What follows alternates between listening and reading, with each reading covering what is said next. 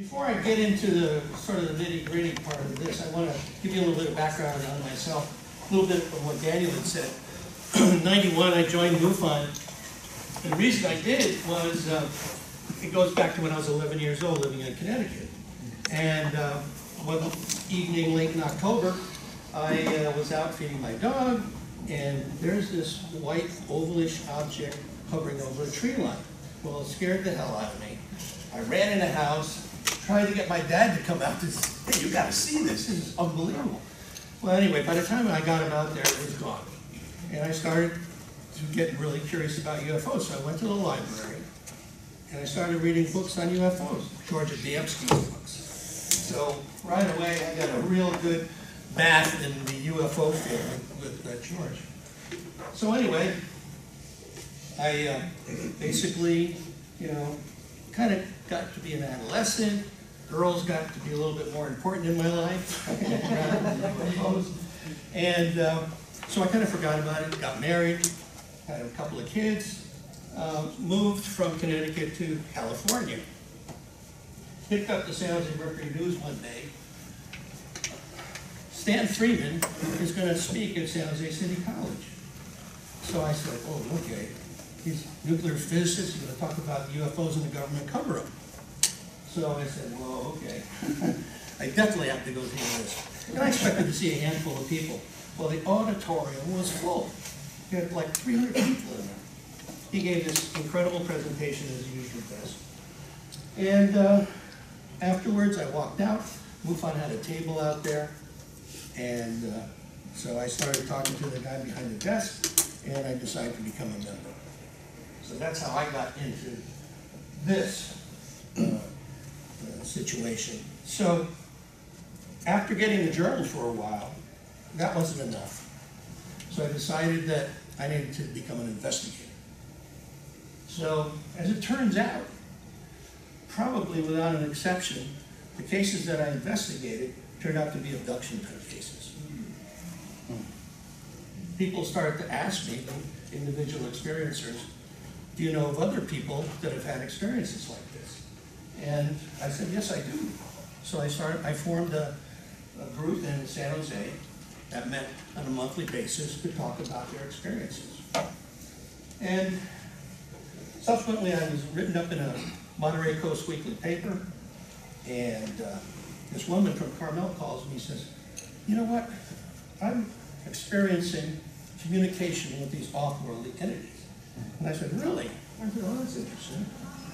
But she says, I'd like to analyze my brain waves when this is going on. Well, I was hearing her and I was kind of interested, but then she said she was working with an emergency room doctor. And I said, well, okay. I have a friend that's a doctor, Dr. Eugene Lipson, and he was interested in connecting with other doctors. So I called him up, I said, let's go down there, let's go see this woman. So we went down there, and the afternoon was unbelievable. She had become psychic after a near-death experience. She started to tell us things about herself. No way should she possibly know that what we were all about. So, one of the things when we first walked into the house, there was a big newspaper article that she had framed. And I said, well, that's interesting, you're on a boat. So what's this about? And she says, well, those are the treasure hunters that I helped find the treasure in the Caribbean. I said, really? She says, yeah. And I said, how did you help them do that? She said, well, I communicated with the captain of the galleon. So anyway, that's kind of how it all got started. We came away, the doctor and I said, how could we possibly help this woman? And we decided we needed to put an organization together. And so OPUS was founded kind of that afternoon and became an official nonprofit organization in 1994. So what we're going to talk a little bit about is OPUS real quick. I've got some audio clips that are really interesting that you hear. I have some possible signs of contact, psychography. I don't know, does anybody know that term? Psychography? No, we don't say. handwriting. Talk about marks on the body, implants, blood types, entities, and I want to get back to this ADRC. Actually, this was part of MUFON. This was kind of the beginning of their dive into the abduction phenomenon, putting together people that could help other people. So phone calls would come into MUFON, and they would be redirected to me at the time, because I was the head of this committee. And it worked very well. As a matter of fact, these audios that you're going to hear are basically from the MUFON site that came in.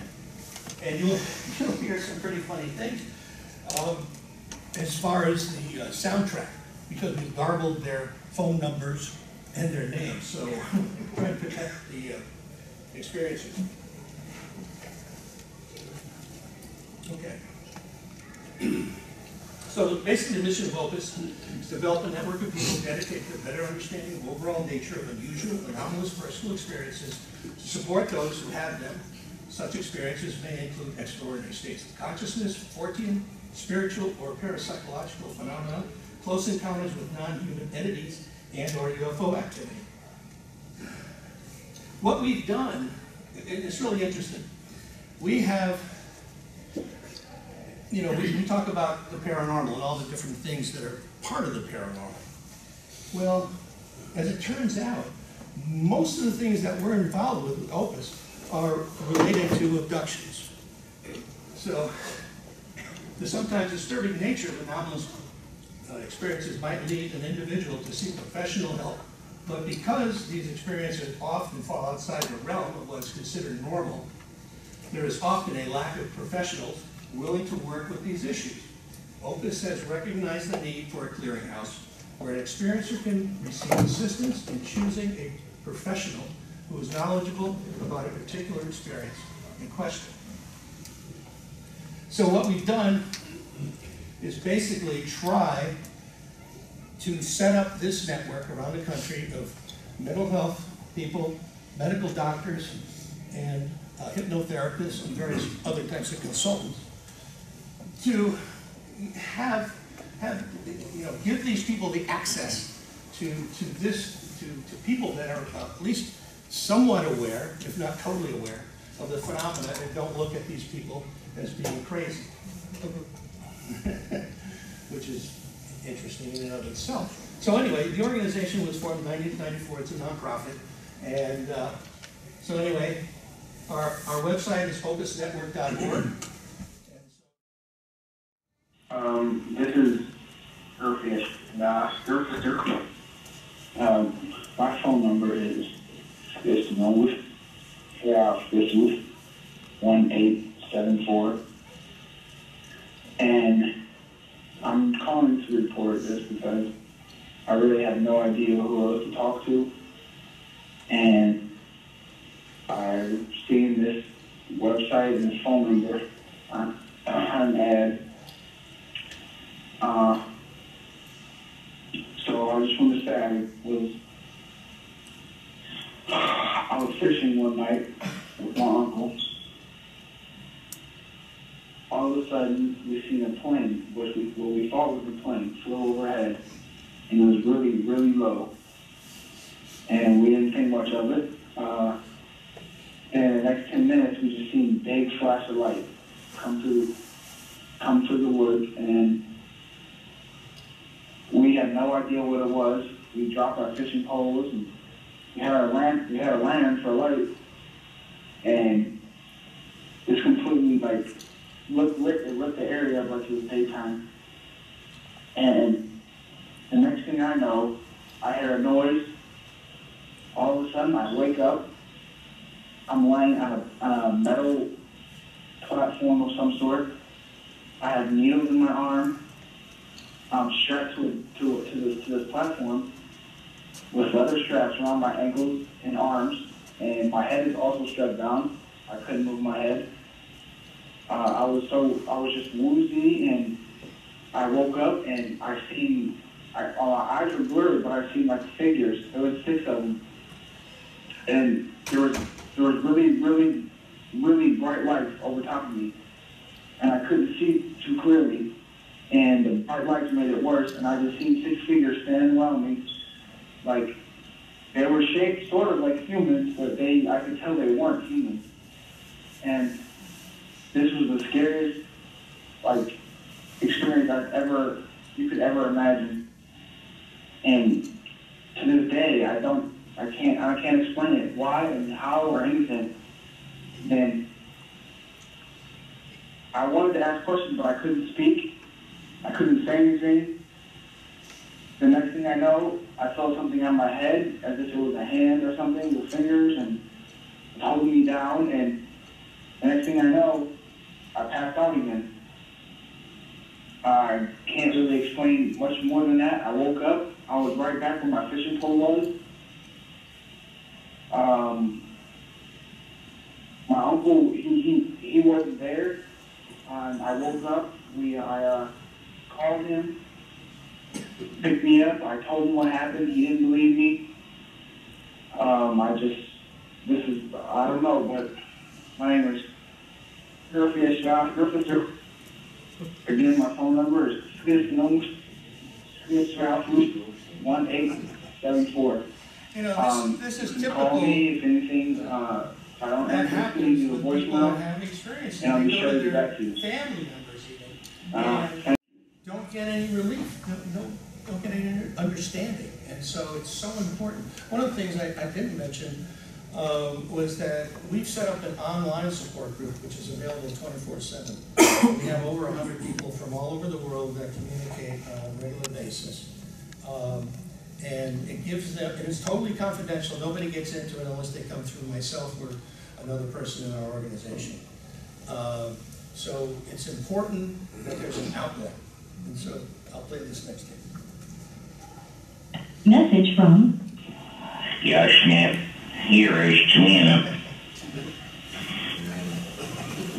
Hi, my name is Here. My number is 3007. I'm 61 years old. I'd like to get something settled in my mind before I pass away.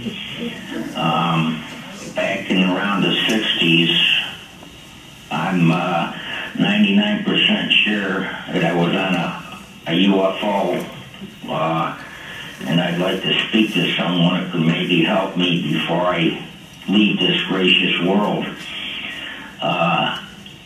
I prefer you to call around 10 in the morning until about 3 in the afternoon.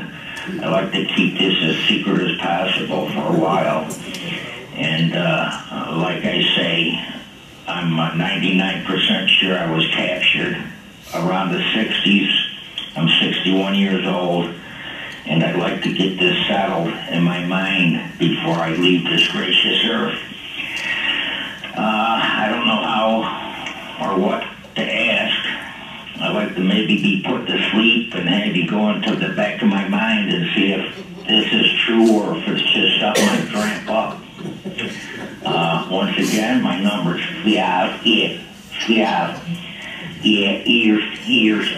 3007, and my name's Velez. Once again, please call me after 10 in the morning and before 3 in the afternoon, Monday through Friday. Don't call on the weekends because I live with my girlfriend here and I don't want her to know something unless I get down the line and find out something if I can straighten this out. It's Wednesday, 1:30 in the afternoon. Thank you very much. I've been thinking about this for probably over 30 years and I don't know. You got the better of me today, and I'd like to try to find something out. Thank you very much. I appreciate someone to be able to talk to, and God bless you. Bye-bye. Yeah, I mean, that's another thing. Again, it shows the fact that people are reticent about talking to, the people close to them, their relatives, and it's a shame. So I'm going to play this last one because the reference is about the time we got. Hi, my name is Gayla. I live in Chicago, Illinois, south suburb of. I believe My boyfriend and I experienced an abduction about a month ago. We both, at the moment afterwards, contacted a couple of sites online, to no avail. It's been sticking with me, so I decided to research again on my own. Found your website. And the phone number is 0777. In brevity, and I will speak more if I talk to somebody about it. I strongly prefer not to email it. I'm not a big typer. It bores me. I'd rather talk about it. The basis of it was me and my boyfriend were playing pool about a month ago in my basement. And we just wrapped up a game. I remember I'm a smoker, cigarette smoker, and I went to go light up a cigarette. And I remember taking my cigarette and putting it in my mouth, went to go take my first shot for pool, and then all of a sudden it was like a flash, and we came back. And the cigarette was gone, and that was the first thing that we both just stared at each other, and we were like, well, what? What was that? Kelly, where's your cigarette? I don't know. And all of a sudden we just started panicking about a cigarette for some reason. Even though we felt something changed or something, there was some kind of fluctuation. We ran around the room, both panicked, looking for a cigarette in the pockets of the pool table, everywhere. And, absolutely gone. The whole cigarette disappeared. Eventually, we found 2 cigarette butts laying in the corner of the room, because he had one too, but his was almost done, and they were burnt out, the butts. We ran, I'm very familiar with this. I've researched this. I've never thought I could be an abductee. I've always been interested in this stuff since I was 20 and now I'm 31. I remember going to look at the time to see if any missing time had passed, and 15 minutes did. But that really didn't bother me as much as the fact that it felt like we flashed from 1 minute about to hit and break on the pool table to flashing back like another moment, like a time had passed. And I guess that's the best way that I can explain it to you, whoever you are. I haven't researched you over your foundation. Anyway, this is just a variety of the things that we get on a fairly regular basis. And so, and most times what we've found is that the online support group is a wonderful tool. That most of the time people, that's what they would like to do first before they do any further analysis on their own, whether it's with a hypnotherapist or a medical doctor. So here's a long list, and I have to give credit to Melinda Leslie, who you probably all know. She's put this together, so I've plagiarizing her fully here. But anyway, lost time, which this lady just talked about. Stars, balls of light or flashes, memory flying through the air, dreams of UFOs, secret feelings, unexplained events, psychic experiences, false pregnancies. Strong fears or phobias, self-esteem problems, become paralyzed, a special place for with spiritual significance, witnessed a ship or an alien, blood or a strange stain on the sheets, extreme aversion, sudden being compelled, excuse me, to drive or walk to an out-of-the-way, unknown area. And I've done that, which is, I was up in 86 miles east of Fresno in the Sierras, and it's a beautiful area. And I subsequently found out that there was a major abduction up in that area, which I didn't know about because actually my experience was before that. And I hung out all night almost, but nothing happened that I'm aware of. Which reminds me of another story where in one of the support group meetings, a lady says to me, "I've seen you before." I said, "Really? At the mall, you know, the store?" But she says, "No, on board the ship." I said, "Oh, okay, sure." Yeah, right. And so I kind of blew it off. And it wasn't a year later that another person, "I've seen you before." And I asked the same question, like, where? You know, where did you see me? On board the craft. Well, I have no conscious recollection of ever having anything like that happen. Matter of fact, I've been regressed 3 times. And they've found only past lives. I've been a samurai, you know, a restaurant owner, you know, various things, but no UFO related type thing.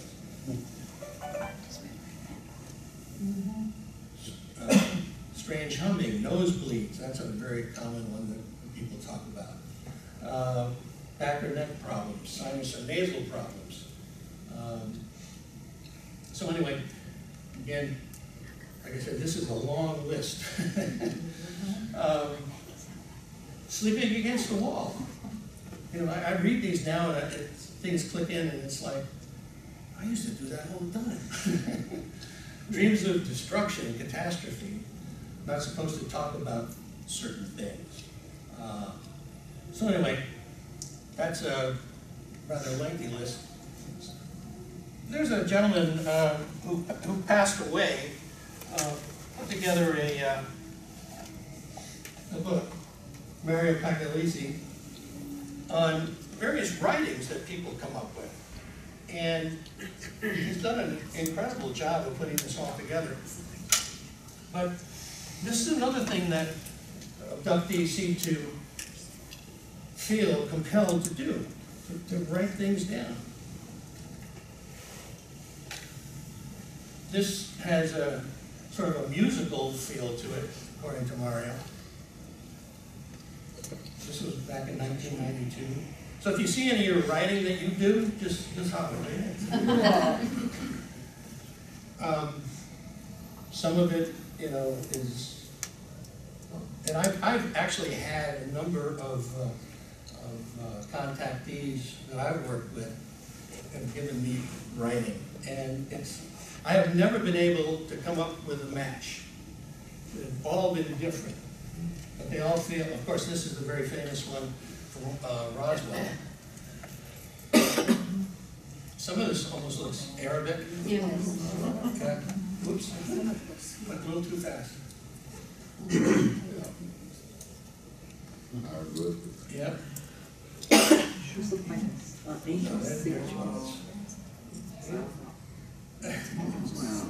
So if anybody can decipher this, let me know.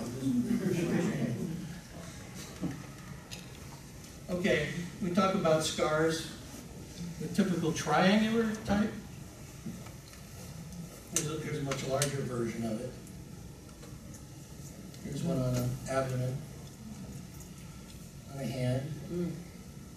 Here's another one, very defined. This one I got from Yvonne Smith.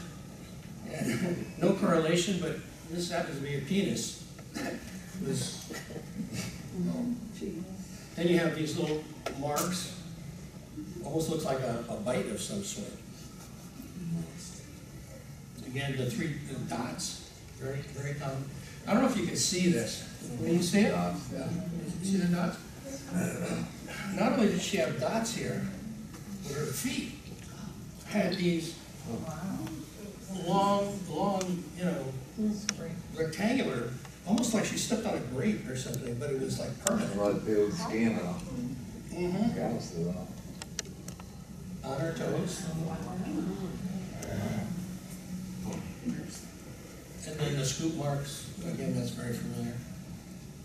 This one, this one, we weren't sure about this one. The person was making something up or fabricating a mark, but anyway, we did talk to her.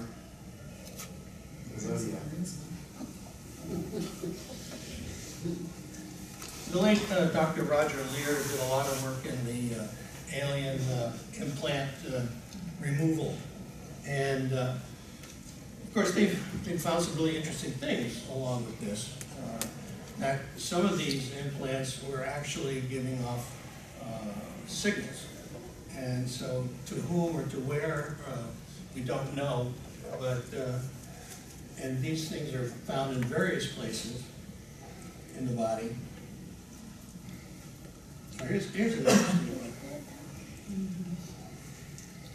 O negative seems to be really prevalent in the abductee or experiencer population. So that side is basically the contactees, the experiencers. This side is the general populace, okay, of the Earth. This was a study that was done by ICAR, and so, but the O negative and negative in general seems to be more prevalent.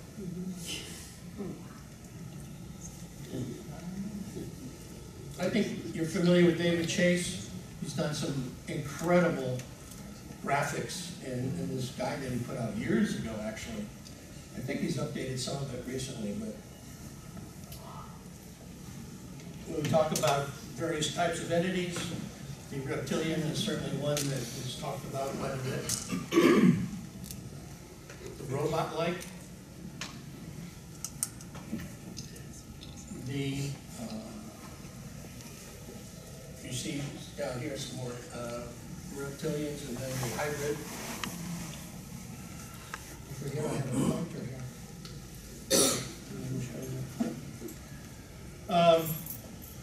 The hybridization process on board the craft. Again, various types of. Here's the the praying mantis type or ant people type that some people talk about. Shadow people. Some of the Greys. And the Nordics.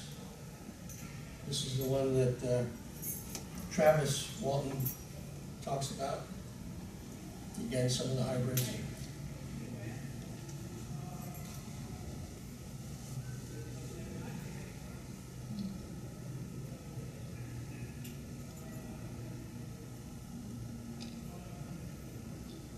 Yeah, some of these that are hooded, you don't get much of an indication of what their body structure is like, but they're dark.